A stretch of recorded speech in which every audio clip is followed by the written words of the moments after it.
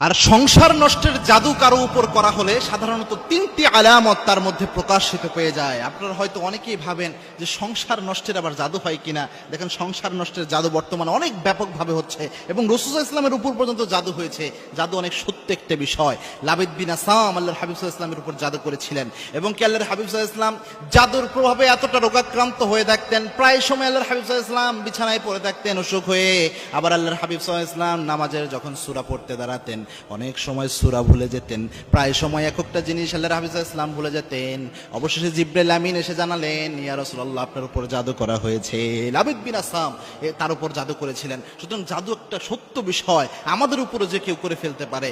তিনটি আলামত যদি আপনি দেখেন তাহলে বুঝতে পারবেন যে হয়তোবা এমন জাদু করা হয়েছে। যেহেতু এক ভাই প্রশ্ন করলেন যে সংসার নষ্টের জাদু হলে কি কি হয়, তার মধ্যে এক নাম্বার যে আলামতটা সেটা হচ্ছে, যদি এমন দেখেন পারিবারিক জীবন পরিচালনার ক্ষেত্রে যে আপনার স্ত্রী নরম সরম মেজাজের মানুষ ছিল, অত রাগী মেজাজ বদমেজাজি মানুষ ছিল না, কিন্তু ওই স্ত্রী হঠাৎ করে কি যেন হয়ে গেল, অনেক বদমেজাজি হয়ে গেছে, কথা বললেই রেগে উঠে, যে কোনো কিছুতে রাগ করে, অনেক চিল্লা ফাল্লা করে, এরকম আচরণ স্বাভাবিক তবিয়ত ন্যাচারাল যে মেয়েদের বৈশিষ্ট্য এটা থেকে বের হয়ে এসে অনেক রাগী মেজাজি হয়ে গিয়েছে, তাহলে বুঝতে পারবেন হয়তোবা এটা জাদুর প্রভাব হতে পারে, অথবা যে কেউ তাবিজ করতে পারে, এরকম কোনো কিছু হয়ে যেতে পারে। দুই নাম্বার, যদি কোনো স্ত্রীর মধ্যে এটা লক্ষ্য করেন যে ওই স্ত্রী আমলে নামাজে বা যে কোনো আমলে কোনো আগ্রহ পাচ্ছে না অথবা স্বাদ পাচ্ছে না কোনো কিছুতে, এরকম যদি হয় যে নামাজ পড়তেছে, নামাজ পড়ার ক্ষেত্রে উদাসীনতা তার মধ্যে কাজ করে, অনেক সময় নামাজ কাজা করে ফেলতেছে, অনেক সময় নামাজ যে পড়ে সে বলতেছে নামাজে কোনো স্বাদ নাই, অথবা কোনো মা বোনও যদি আপনি অনুভব করেন এই জিনিসগুলো আপনার মধ্যে রয়েছে,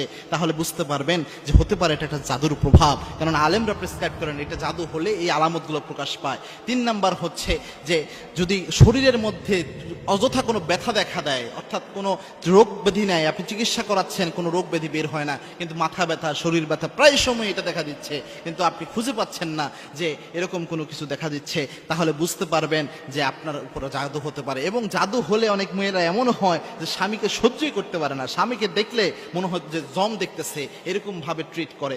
এরকম আচরণ যদি কোনো মেয়ের মধ্যে দেখেন তাহলে বুঝতে পারবেন জাদু করা হতে পারে। সেক্ষেত্রে কয়েকটা আমল রয়েছে, বিশেষ করে আয়াতুল কুরসির আমল তো অবশ্যই করবেন, 3 কুলের আমল অবশ্যই করবেন, সূরা বাকারার শেষ 3 আয়াত অবশ্যই পড়বেন, এরপরে সূরা হাসরের ওই আয়াতগুলো পড়বেন, এরপরে সূরা মুমিনুনের শেষ 4 আয়াত পড়বেন। এর পাশাপাশি একটা দোয়া সকাল সন্ধ্যা 3 বার পরে শরীরে ফু দিবেন। কোনো জাদু থাকলে আল্লাহ রাব্বুল আলামিন সেটা নষ্ট করে দিবেন। আল্লাহর হাবিব সাল্লাল্লাহু আলাইহি ওয়াসাল্লাম জানিয়েছেন, কোন ব্যক্তি যদি সকাল সন্ধ্যা 3 বার শুধু পড়তে পারে বিসমিল্লাহিল্লাযী লা ইয়াদুররু মা ইসমিহি শাইউন ফিল আরদি ওয়ালা ফিস সামা ওয়া হুয়াস সামিউল আলিম, আল্লাহর হাবিব সাল্লাল্লাহু আলাইহি ওয়াসাল্লাম বলেছেন এই দোয়াটা যদি কোনো ব্যক্তি পড়তে পারে ওই ব্যক্তির দায়িত্ব